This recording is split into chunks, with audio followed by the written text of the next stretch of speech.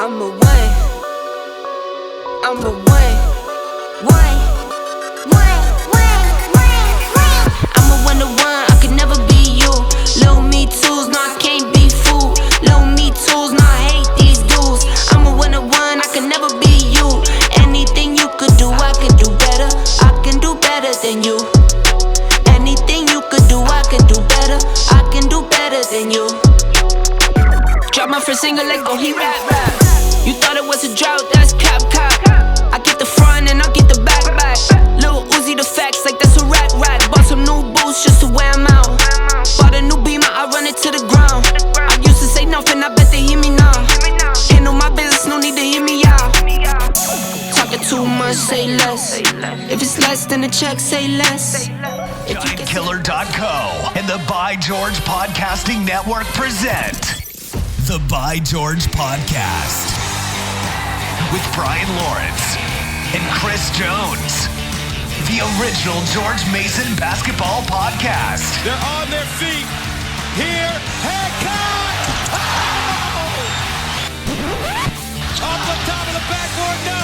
Loose, Hancock, front court, Lawson.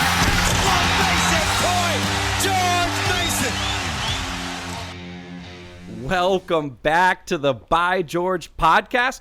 Guys, it's been a little while. After Brooklyn, we took some time off. We were a little salty, a little bitter about it, the way it all ended, but we're done looking to the past. It's time to look forward. Chris Jones, Brian on the mic. Welcome to the latest edition of By George. Chris, how you been? I'm great. Still sheltering in place, but otherwise, I'm doing pretty good. Yeah, and you're still working, right? Oh, yeah. I'm technically working right now, so. But, we got a special guest. We've never done this before, an intro to the season with the man himself, Coach Dave Paulsen. We're so excited to have you on, Coach. Thanks. And just say what's up to all your fans. Hey, great to be on the podcast, and hope everyone's doing well and staying safe. Kind of crazy times for all of us. But we're going to get through them all, and looking forward to basketball back in Eagle Bank Arena, hopefully in November. And you're still working too, right, Coach? I mean, you're probably on the phone with the coaches all the time. Yeah, you know what? To be honest with you, Brian, I'm working it. I'm not really sure why, but it's working more hours, and it's more crazy than it ever has been at this point. In May. Typically May is a time where maybe, you got a little bit more free time, but part of it is everything's so new, and instead of connecting with all the guys on my team, in one setting, it's 13 or 14 phone calls or texts. And interestingly, this is a time where we can take on more projects, but a lot of times if you're traveling, you're flying somewhere to go recruiting, maybe some of those projects go by the wayside. And now, because we're working from home, really taking on a lot of these projects. So it's been interesting and in many ways invigorating. Now we want to get back to, the more conventional ways of doing a business and seeing people in person.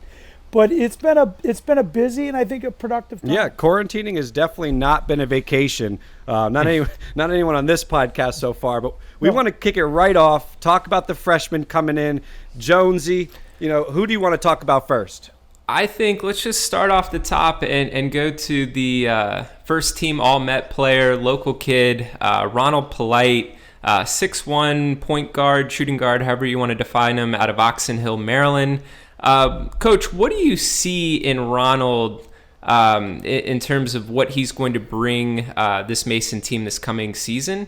And how do you plan on utilizing him? I think the first thing to say about Ronald is he's got just great instincts. He's got a great feel for the game.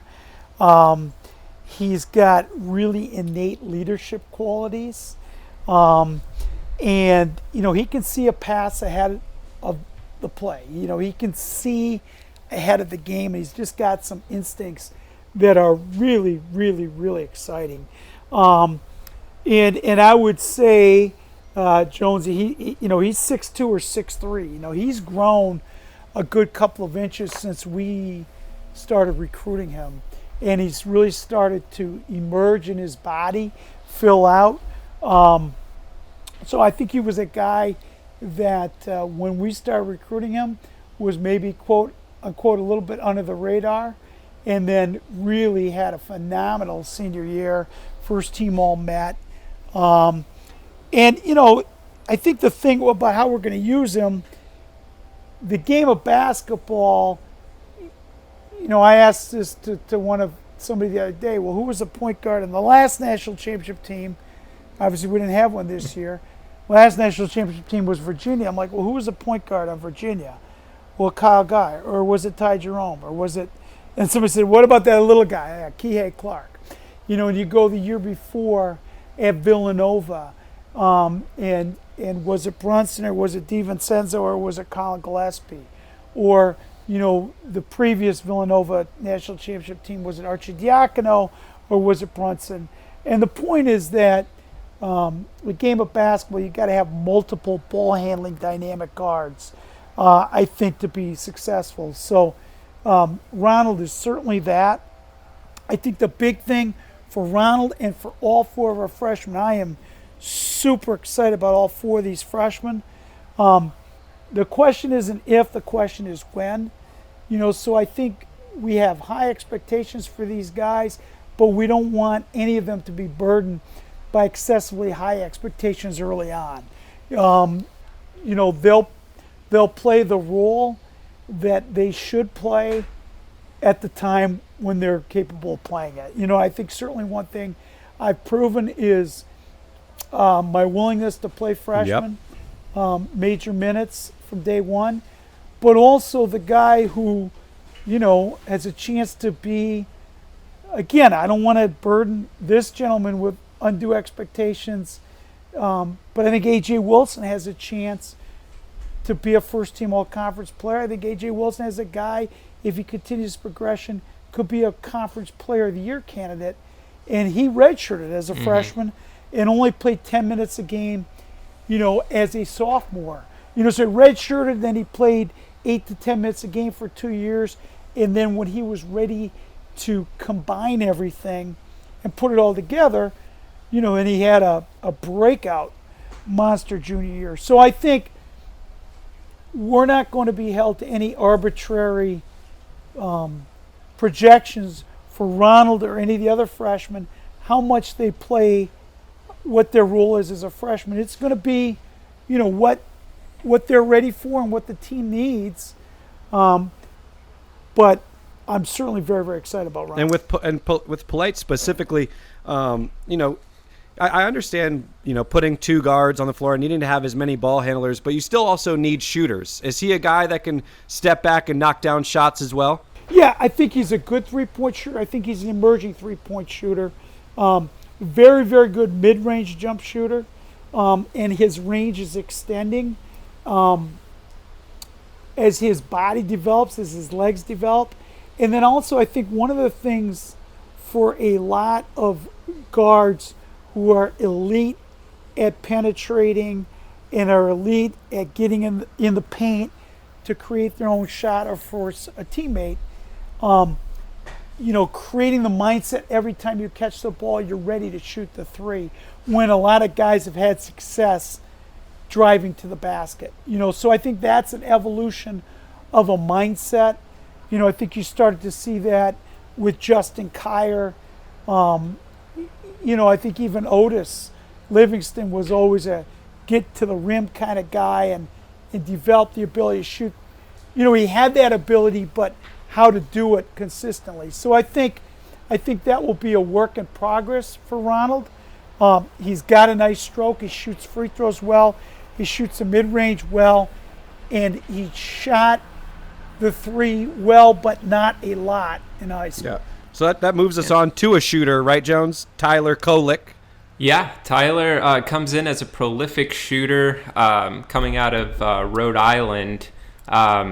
He has a ton of accolades. Gatorade Boys Basketball Player of the Year up in Rhode Island. Averaged 20 points, 8 rebounds, had over 2,000 career points. A ton of honors for this kid. Because we've had some consistency issues from beyond the arc, how do you see him playing into the team next year in terms of his role, and will he be super valuable because of his range? So I think, again, similar to Ronald, we think Tyler's going to be a phenomenal player. Super excited about him. And again, we don't want to rush, and we also don't want to limit anyone's potential role for next year. Certainly, you indicated consistency shooting the ball from deep was a definite issue for us last year. Was exacerbated when Jamal Hartwell got sick. I think when I did the stats for Jamal for his player evaluation, and in the first 9 games of the year when he was fully healthy, he averaged 15 points a game and shot 39% from 3. And in the last 9 games of the year, was points per game were down a little bit. He did 10 points a game, but he shot at a high rate from 3, I think at 37 or something like that. And in the middle part where he was getting sick, we didn't really know what the issue was, and then he was sick, and he really was not the same Jamal Hartwell for a month. He shot 18% from 3, and that really had an impact, on our team's diversity in scoring. But certainly Tyler is a phenomenal 3-point shooter, and that will be a big help for us. He's got deep range, and he's not afraid to take a big shot. I think the thing with Tyler is, he's not just a shooter. He is an elite passer, and he's a very, very good rebounder from the guard position. Typically, shooters, quote-unquote shooters, their worst year shooting is their freshman year, just because the adjustment to the pace of the game, the physicality, the attention to detail. I've never coached anyone who was as good a shooter as Bryson Johnson, who's an assistant on my staff. And his freshman year at Bucknell, he shot 29% from 3. And I think his sophomore year, he shot 48% from 3. So there's going to be ups and downs for Tyler shooting the ball. He's not just a shooter. I think he's a complete guard. But certainly when he gets it going, he'll be able to give us some consistency and some explosiveness from outside the arc. Did you have a aha moment when watching him where it was like, wow, because from what I read and some just some scouting websites, they talk about his ball handling being a strength, and you don't always, you didn't predict that. I don't want to prejudge him too much, but I was surprised by that. Did you have like a moment where you saw something on tape or you watched him live where you're like, okay, this kid can play? It was interesting. So Tyler played AAU ball for a guy who was my point guard when we won the national championship at Williams College, Michael Crotty. So, he's a guy that I've known for a long time and had a relationship with. And, he was like, Coach, this kid can really play. And I went to go see Tyler play the day before we played at Rhode Island, so 2 seasons ago. So we played at Rhode Island in January. I think it was a Sunday game. Yeah, I think it was a Sunday game on TV. So it was actually Jordan Miller's coming out party, his first game. Yeah. And so I flew in early, saw Tyler play, and then we practiced at Rhode Island. And Tyler had sprained his ankle, and he couldn't move. He just couldn't lift. He couldn't jump. And so I knew he was a great shooter, but he didn't shoot the ball particularly well that game. But what came to me was, here's a kid, was hobbled, and he must have had 15 rebounds. And his vision and his ability to pass the ball was striking to me. And I went to go look at a quote-unquote shooter, and I came away saying, well, I'm sure he's a good shooter. I've watched the film on him. He didn't shoot it great that day because he was injured. But, boy, the kid can really, really pass it. And that was really, intriguing for me. And and we were all in on Tyler, from that day forward. That's content gold right there. Chris, who's next? Well, just one last thing on Tyler. I just know that when he committed, we had so many guys, people from the Northeast that cover recruiting, just telling us, hitting us up in our DMs on Twitter, just saying, you guys just got a steal. Like, everybody's just raving about Kolick. Same with Polite as well. But one guy that comes in with, I guess, more highly rated is Malik Henry out of Longview, Texas. My first question is, how did he pop up on your radar, a kid from Longview, Texas? Like, who kind of tipped you off on this kid? So I got to give all the credit for that to Pete Hutchins, the newest member of our coaching staff. And it was really, Pete did a great job. And he just basically, he researched the best rebounders in the EYBL and shot blockers, and then kind of cross-reference them in terms of, who's got, the Duke and the North Carolina and those types of people recruitment. And he came across Malik as a guy whose numbers and productivity were really good, because rebounding rate and shot blocking rate, those translate exceptionally well. Not all stats translate well to the quote-unquote next level, but rebound rate and shot blocking rate really do. And he's like, I think this is an under-recruited kid, and got film and just evaluated him based on film, from the EYBL, and then started cultivating a relationship with Malik and with his high school coach. And it was just really interesting. His high school coach, Don Newton, really good coach. Pete's like, hey, the guy's going to be up in D.C. on vacation. And he convinced Coach Newton to come by and watch us practice when we were on campus. I feel like it was right around the 4th of July holiday. End of June, early July. And so I didn't know anything about Coach Newton. I, at that point, had really no involvement with Malik. And, Pete had Coach Newton watch our guys in the weight room. And anyone who's met Handy Hanrahan, our strength coach, there's a bundle of energy, excitement. Our guys, I think we've cultivated a really good work ethic with our guys. Coach Newton was impressed by that. Watched our practice. And it's funny, you just say, Coach, I got a guy and he can play for you, and I want him to play for you. And it was really interesting, that he just saw, you believe if you do things right and have a good culture about your program that it's going to pay off. And, and it did. And certainly we really kind of upped the recruitment level with Malik. And then I saw him play, on the AAU circuit in July. And we were fortunate to have him commit to our program in September after his official visit. Yeah, top 25 player in Texas, top 50 player at his position in the nation. He's winning defensive honors, had 15 and 10 and 3 blocks in his senior season. Well, I've got a question. Now, Malik's still relatively skinny, as most kids are coming out of high school, but do you see him, predominantly playing at the 4, or, do you see him growing and bulking up? Do you want to use him as like a true center? How do you kind of envision utilizing him?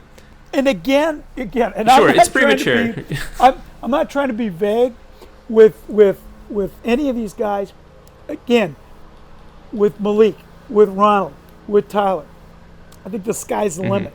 I think what's important is not to burden any of these guys with undue expectations, and also for them, we had a Zoom call with the 4 freshmen in terms of, part of it. Okay, what is this normal, or is there a normal? What can they expect? But it's a process, and really and truly to embrace the process and get a little bit better every day, and not get so wrapped up in results. it's interesting. I was having a discussion with Dane Fisher right before this call, and I'll plug our, we're going to do some coaching dialogues and clinics that we'll post to a YouTube channel during this pandemic. And he had a great thing that he did with his guy Nathan Knight at William and Mary, added up all the minutes that the guy had spent in practice and in preparation versus, on the court. And it's about 1% of your time in games relative to practice, and it's about 1%. A guy in a typical game will shoot, unless he's your leading shooter, he's going to shoot 5 or 6 or 7 shots in a game. He's probably going to get 100 off in practice, so that just embracing the process of practice, of preparation, and the development will take place. So eventually, and as you saw, during the course of the year, with AJ, with Josh Aduro for sure, I want to get to playing as positionless basketball as you can get. Obviously we're not going to do that with Jamal Hartwell at his size, and obviously we're not doing it with Craig Calixt. But we had AJ and Josh shooting threes. We had AJ more than Josh driving the ball, from the perimeter. We had both of those guys posting up. I think one of the really fun developmental pieces with AJ was his ability to pass the ball, his improved ability to pass the ball out of double teams. And that's a process. And AJ, we were able to put more on his plate this year than before. I think you gotta get good at 1 or 2 or 3 things, and then add the 4th and 5th. So with Malik, which is a long-winded answer, Malik's going to be a forward. I don't like getting caught up in 4s or 5s. I want to be as positionless as we can, but we also don't want to, put too much on a guy's plate at one point in time. So that adjustment, just like the adjustment for a quote-unquote shooter in Tyler Kolek, is adjusting the physicality and the pace and the length of guys closing out on you shooting. Well, it's the same way, for somebody like Malik in terms of the physicality and things like that he's going to go against. So, and Coach, in your offense, are the 4 and 5 basically the same thing then, or do they carry the same responsibilities? Sometimes I know it depends on who you have in the game, obviously, but you're talking about what you would prefer, what you would what you're kind of envisioning. Does that kind of include the 4 and 5 being interchangeable from slot to block? Again, not trying to be obtuse here. When we were in the year before this year, we were playing with a lot of 4 guards, around one big. And then, in terms of then certainly there were stretches this year, early in the year, and then as Justin was coming back, where we were doing much more of a 4 around 1 alignment. When Justin went down, we effectively traded Josh Aduro for Justin. So much more, 2 forwards and 3 guards. I adapt our offense to our personnel. So, but certainly at the end of the year, it was, Josh and AJ were more similar than dissimilar, even though their games are different. Whereas Greg, was a different skill set. So ideally, yes. Ideally, at some point in time, you wouldn't even say a 4 or 5. At some point in time, it'd be all interchangeable. That's not probably feasible at this point. But yes, typically, in how we played at the end of the year, the 4 and 5 were more interchangeable, and the 1, 2, and 3 were more interchangeable. In the year before that, it was probably the 1 through 4 were interchangeable, and the 5 kind of had a different. But it's not set in stone. This is something that you just kind of adapt to during the season to the personnel that you have.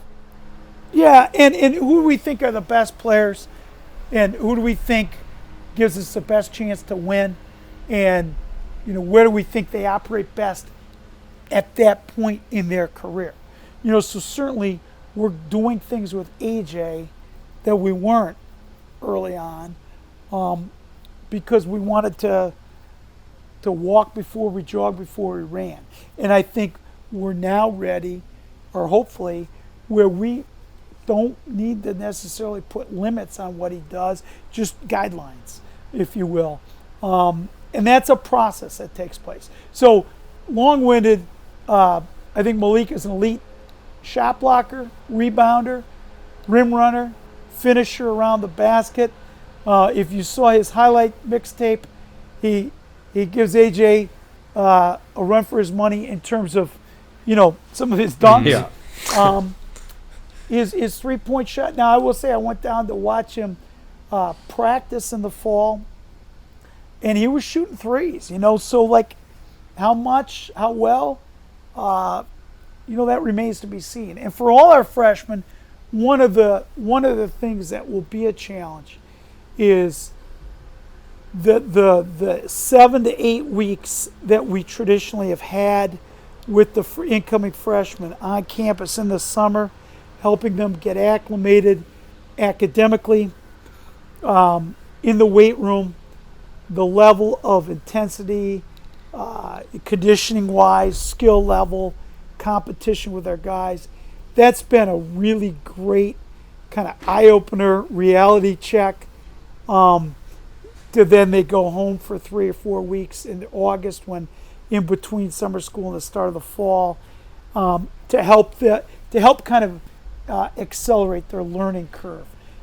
Certainly, we don't know when or if we'll have any of the freshmen on campus this summer, given COVID-19. So their developmental process will be stunted, a little bit. You saw it with Jordan Miller. Anyone who came and watched us practice in June or July, or even went over to our team's tour of Spain in early August, before Jordan Miller's freshman year, that kid, he was 13th out of 13. And then as he was practicing and we thought he was going to redshirt, and again, part of it for Jordan, he didn't have to worry about playing time. He didn't have to worry about his role. He could just focus on getting better. And once he did that, he just started killing guys in practice, to the point where I'm like, whoa, do we want to do this redshirt thing? And then, the unfortunate injuries made it a necessity. And I'm like, hey, he's going to play 15 minutes a game minimum, because he was ready. And no way was he ready in November. So everyone matures and develops at their own pace. It's what makes coaching fun. And so, Malik will develop at his own pace. The one thing for all these freshmen, they're going to be joining a team that, with a lot of veteran guys who played a lot of minutes, so it's going to be a little bit harder for them to, emerge and announce their presence than maybe in earlier years, when maybe there were, maybe a bigger hole. Well, so speaking of development, let's touch on the fourth freshman coming in, Otis Frazier III. He's had the benefit of a year of prepping at Mount Zion, but he's a 6'6", 6'7", guard, forward, if you will, coming out of Buckeye, Arizona. In regards to him signing just a few weeks ago, how does the process work? Do you find yourself having to continue to recruit even if there are no roster spots, just so that you have sort of like a contingency plan if, a player were to transfer out of the blue? How does he stay on your radar? Yeah, I mean, there's no question. I mean, I think if anyone is following college basketball, as somebody said, the only thing that COVID-19 couldn't shut down was the transfer portal. And, this is a reality of college basketball in 2020. And, guys want to play, and they want to play bigger roles. And so, if you operate as if you're never going to have, and I don't want anyone to leave our program, and we've been somewhat immune from the transfer epidemic, but also we're realistic enough to know that, hey, there might be somebody leaving our program. So, we talked to our staff about, we want a short list of 4 or 5 guys that we'd be interested in recruiting. If something like that happened, not knowing if it would, not knowing who. Again, Pete Hutchins, I give him a ton of credit for identifying Otis, and he got a tip on him from I think the coach at Hargrave, or Otis had 25 points against Hargrave, and Hargrave is as good a program as there is, and Pete went to go watch him play. Got him to come to our game against Dayton.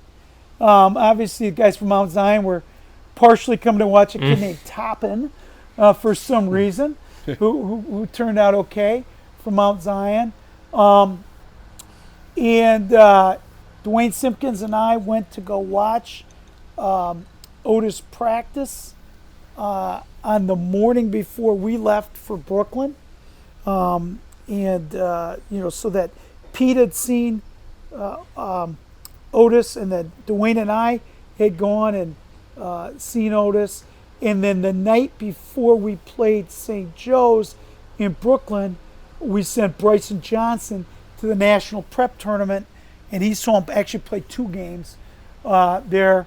And so we were in a fortunate position once, the pandemic shut everything down, that every member of our staff had seen Otis live, and he'd actually seen us play.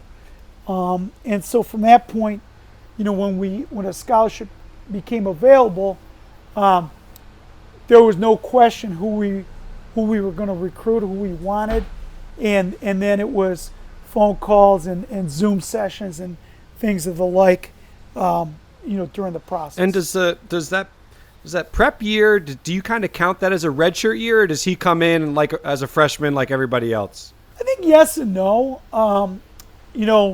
Mount Zion is a phenomenal program. And what I would say for all of our freshmen, Coach Howard at Oxon Hill, phenomenal coach. They got a great program. Won the PG County championship this year. Tyler Kolek played for Dwayne Pina, who was a former, played in the Big East at the time at Boston College. I've known Dwayne Pina for the long time. Who was assistant coach at Brown. Don Newton at Longview. I went to watch a practice. I don't know if I've ever seen a better practice that I've observed, unless it was Mount Zion's practice. Coach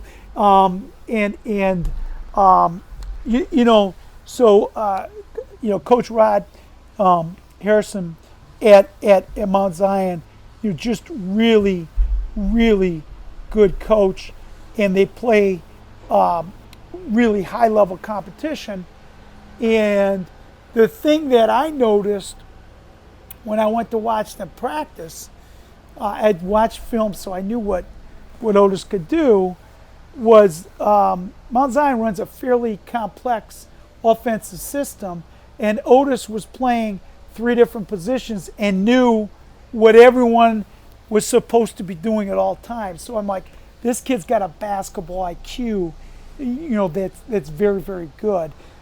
It'll still be an adjustment. You go to college, just the level of intensity and size, and everyone was all whatever, all region, all country, all state.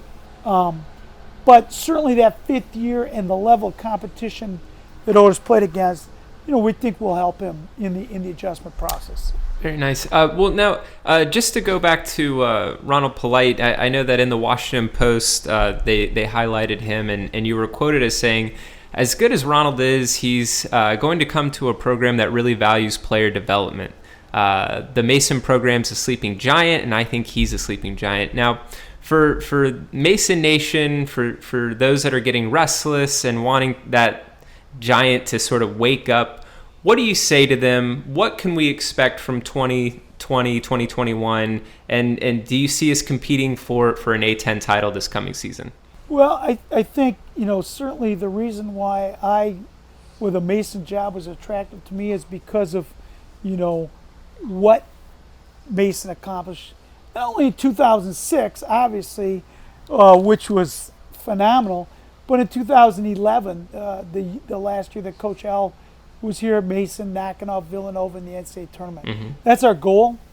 That's where we want to aim for. It's taken longer than I would have liked. I don't think there's any question about it, for a variety of reasons. I think, unfortunately, we've been hit by some injuries that have hit us at key times. Certainly Justin's injury this year, not to mention Ian Boyd's. And, I thought Jared Reuter, the year Jared Reuter was sitting out, he was an all-conference player. And he had a really unfortunate congenital hip abnormality that, he was at 50 to 60% effectiveness the final year that he played for us. And never said a word about it and never complained about it. And so you looked at having a team this past year with Jared Reuter as a potential all-conference front court player, a Justin Kier with a potential all-conference front court player, and an Ian Boyd who is at the minimum instant offense off the bench and Mr. Sports Center. And I think you win in this league by being old and by being deep. And we thought we were going to be old and deep, and we weren't. That it's unfortunate. We lost more games to scholarship players this year, than probably three years combined before that. So, those things happen. But I still think the potential at Mason is huge, and it's a tradition-rich program. It's got a great facility to play in. I think our administration has provided the support in terms of facility enhancements that were overdue, in terms of infrastructure enhancements. I think the key to being really successful here at Mason is the ability to go get top-level talent from the greater DMV area. Now, I don't think it has to be exclusively that way, and I'm thrilled about a guy from Arizona, a guy from Rhode Island, and a guy from Texas. But I think this is the third consecutive year where we've had an all-Met selection, and certainly you saw what Jordan Miller is capable of doing. I think you've seen what Xavier Johnson is capable of doing. Josh Aduro, while not an all-Met selection, I think showed the potential to really be a very special player here. And I think Ronald's the same. And I think when I say sleeping giant, I think we're a program that hasn't made a splash on the national stage in a number of years. And I think we're ready to do that. And is it going to be this year? Again, just like with the freshmen, I'm not going to burden not only our freshmen, I'm not going to burden our team with excessive expectations. We're going to just try to attack every day to be successful. But I think we've got a nucleus for this year and moving forward for the future where we can put ourselves in the conversation. I think we'd have been in the conversation this year if it weren't the injuries. We can't change that. I do think one of the positives out of a negative situation of the injuries is that guys like A.J. Wilson, Jordan Miller, Javon Green, as upperclassmen took steps that they might not otherwise have taken. And I think guys like Xavier Johnson and Josh Aduro got opportunities and advance their game further than they might otherwise have done. Josh Aduro was recruited with the mindset to redshirt behind Jared Reuter, but he got thrown into the fire, and I think certainly at the end of the year acquitted himself very, very well. The Reuter information is, we could probably have a whole separate podcast on that devoted to that topic. So I'm gonna stay away, but I do want to ask about the identity. I know you're not trying to label positions and put high expectations, but is there an identity that the Dave Paulsen team wants to play with next season? So I think it's an interesting question, Brian. So the identity, what we want to be about, is about toughness, okay? About being, playing with passion and toughness and focus. Being a team that communicates really, really well, a team that doesn't beat itself. That's an identity that we always want to be about. And I think in a lot of ways, in terms of toughness and passion, we're close. In terms of a team that doesn't beat itself, we're not where we need to be. We turn the ball over way too much. Good teams can't do that. And, we spend more time talking about it and working on it than ever. Certainly my teams at Bucknell, my teams at Williams were in the top 5 in the country at not turning it over. So we got to get to where we don't beat ourselves. And I think the continued development of ball handlers will be that way. In terms of identity of what we do, how we play on the floor, one of the things that was really effective for us early in the year was the ability to wear people down with our depth, with our defensive intensity, and with our pressure defense. And unfortunately, with Justin's injury and with Jamal, Jamal was not himself physically from around exam period until, and then he was finally diagnosed with his illness, and then, missed a number of games. And I don't think he was really himself until maybe at St. Bonaventure. So I think there was a 9-10 game window that really had an impact. And then obviously he hurt his knee last game of the year. And then Xavier Johnson was battling really severe knee tendonitis that got really bad, almost debilitating at the end of the year. And he kind of got through the end of the season on fumes, if you will, to the point where we really couldn't practice him. So that made pressing and playing up tempo and wearing people down with our depth, impossible. I do think we'll have, I hope, knock on wood, that we won't have that level of injury. And I think we'll have the depth where I think that can be an advantage for us. Coach, man, thank you so much for all this information. It's just been awesome. Sorry we tried to pin, we want to know where these freshmen are going to play. That's all we're thinking about right now. Where are they fitting in? Can they contribute right away? We're thinking starting about lineups. We're thinking about everything. So any little bit of information. Well, you're thinking about the same thing that the kids think about, but we're trying to get them not to, because really and truly, the results.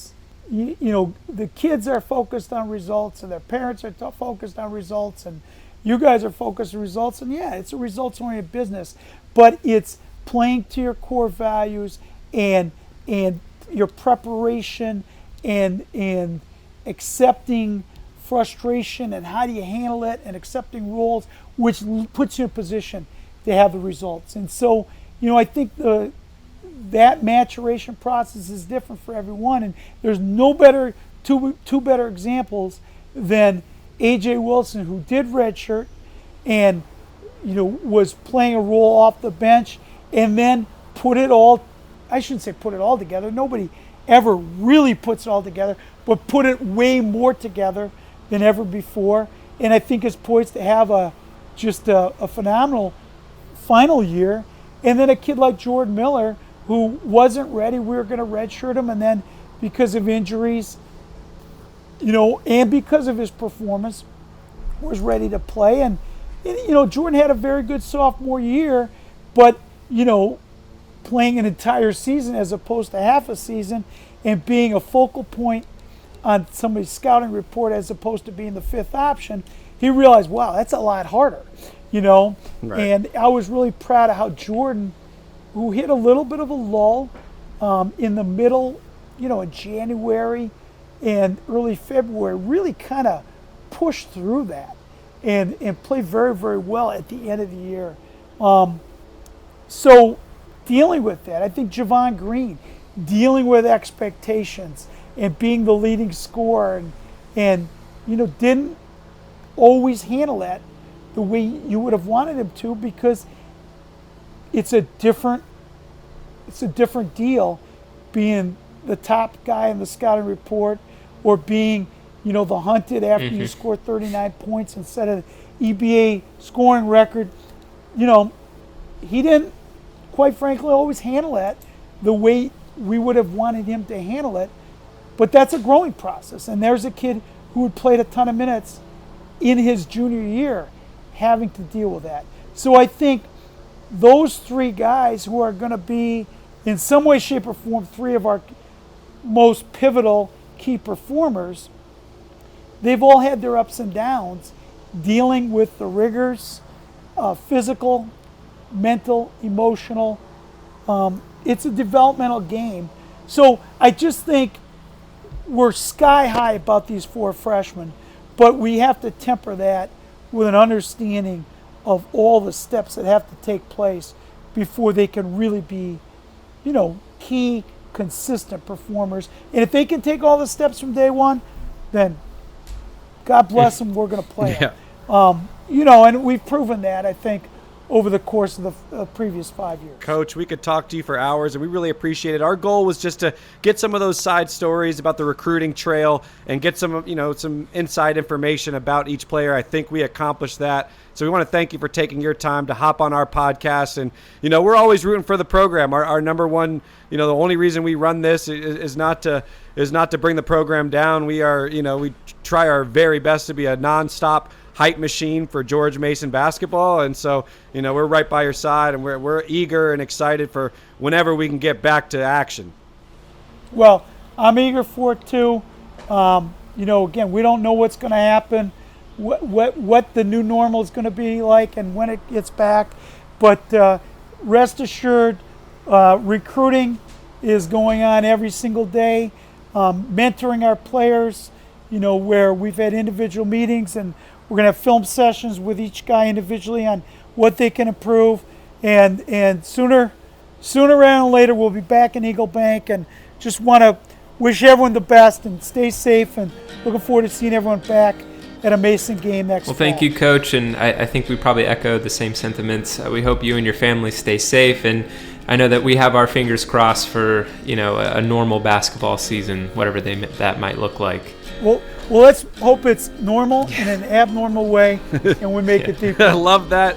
Thank you, listeners. Hopefully you enjoyed having Coach Paulsen on the By George podcast. We'll be dropping more content here coming up. Make sure you stay safe out there. As always, we love you, Patriots. I'm living out my intuition. That's probably why I'm always different. I never take the time to think about it before I'm making all these quick decisions. But that's besides before I'm making. I always knew we had potential. I never ever had a doubt, cause I knew our love was always so special. I was on a happy train, never wanna hit the head. So she picked me up at 5, never wanna say goodbye. always wanna spend the night. Love when she wake up to me. I just want it every night. I just wanna go back. Thinking about you summertime. Thinking about you every day. Thinking about you all the time. Baby, give me peace of mind. Say I miss you every day. Get some back in time. Look at all the things we made. Memories of lessons life. Never like you yesterday.